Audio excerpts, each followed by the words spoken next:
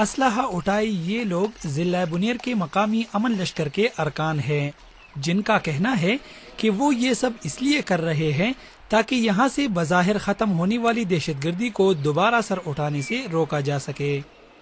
یہ سب یہاں کے مقامی لوگ ہیں اور ہر خاندان نے لشکر کے لیے ایک ایک فرد اسلحہ اور خوراک فراہم کی ہے، جبکہ گشت پر اٹھنے والے اخراجات بھی یہ خود ہی مل جل کے ادا کرتے ہیں۔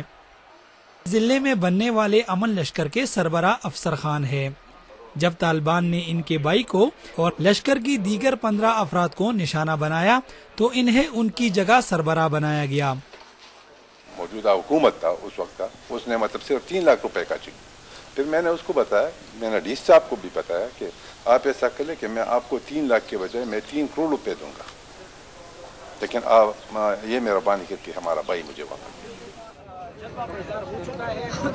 بظاہر تو یہ اسلحہ اٹھانا عام سی کوئی بات لگتی ہے، لیکن ایسا کرنے کا جو خمیازہ ان امن کمیٹیوں کے اراکین اور ان کے خاندانوں نے بھگتا ہے وہ صرف یہی جانتے ہیں۔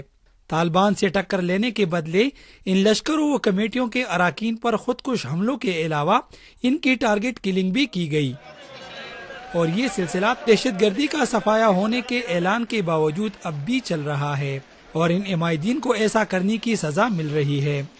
پولیس حکام کہتے ہیں کہ ایسا نہیں کہ انہیں تنہا چھوڑ دیا گیا ہو، بلکہ ان کی حفاظت کے لیے پولیس بھی موجود ہے۔ امن لشکر کو سپورٹ کرتے ہیں اور ہمیں وہ سپورٹ کرتے ہیں، ہمیں یقین ہے کہ ضرورت پڑنے پہ وہ پھر بھی ہمیں سپورٹ کریں گے، اور ہماری ان کو ضرورت پڑے تو ہم بھی ان کو سپورٹ کریں گے۔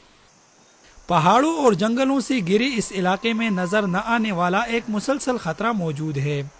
جو وقتاً فوقتاً ان لوگوں کو نشانہ بناتا رہتا ہے، اور انہوں نے اپنی جان و مال کی پرواہ، لیکن اس کے باوجود یہ لشکر اپنا کام جاری رکھے ہوئے ہیں۔ تحفظ کی ذمہ داری یہ اسٹیٹ کی ذمہ داری ہوتی ہے۔ یہ جو پچھلے دور میں لشکر بنائے گئے تھے اس کے نتائج ہم سب کے سامنے ہیں۔ حکومت کی ذمہ داری ہے کہ عسکریت پسندوں کے ساتھ مل بیٹھ کر ان کے مسائل جاننا چاہیے اور پھر اس کو حل کرنے کی ضرورت ہے۔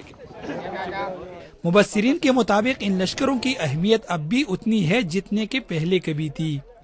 تاہم حکومتی سطح پر نظر انداز ہونے کے باعث ان لشکروں میں لوگوں کی دلچسپی کم ہو رہی ہے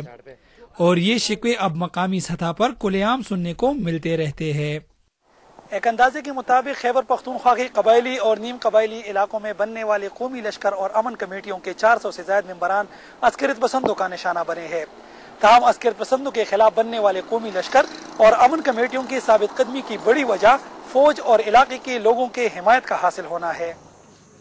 لوگ اب بھی ان لشکروں کا حصہ ہے اور حکومت کی جانب سے مدد نہ ہونے کے باوجود وہ اس عمل میں شامل ہو رہے ہیں۔